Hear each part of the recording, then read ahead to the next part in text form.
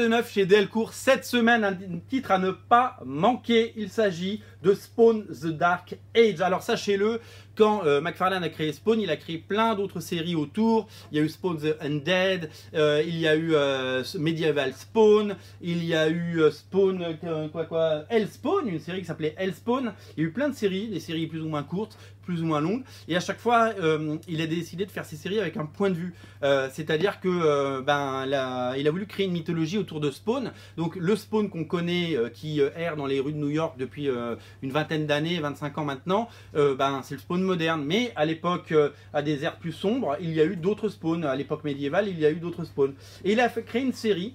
Il a fait appel à des auteurs qui s'appellent Steve Niles, Liam Sharp, pardon, le dessinateur actuel de Wonder Woman. Mais oui, Liam Sharp qui avait dessiné, il avait fait du Hulk avant, qui a dessiné donc Spawn The Dark Age, et Angel Medina qui faisait la série Spawn régulière. Alors cette série, elle est complètement d'inspiration de tout ce qu'on peut voir sur des séries comme Slain par exemple. Il y a un petit côté Simon Bisley, il y a un petit côté, voilà, il a voulu recréer un petit peu ce côté là, et il l'a fait avec brio. Et comme je l'ai dit, il a créé une mythologie autour de Spawn, en créant ce Spawn barbare dans un monde vraiment de vikings où tout le monde se fout dessus, et où règne la violence. C'est pas à mettre entre toutes les mains, mais c'est de qualité. Je vous invite vraiment à regarder, parce que graphiquement c'est assez impressionnant. Le boulot de Liam Sharp est complètement dingue, et on voit d'ailleurs toute son évolution, parce que là il a un dessin beaucoup plus, on pourrait dire très 2000 AD quoi, c'est-à-dire plus underground, plus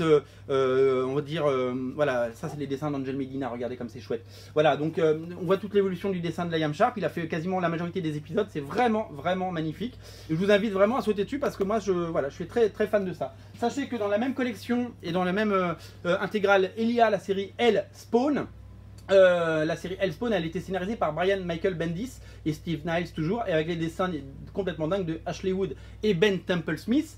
Hellspawn, c'était vraiment aussi complètement dingue, un univers vraiment particulier. Les 16 numéros et l'intégralité de la série Hellspawn sont là-dedans, disponible toujours sur originalcomics.fr. Et si vous voulez bien entendu découvrir Spawn, je vous invite à découvrir les épisodes les plus récents publiés dans la série Spawn Renaissance en VF chez Delcourt, qui reprend les épisodes récents à partir du numéro 250 américain.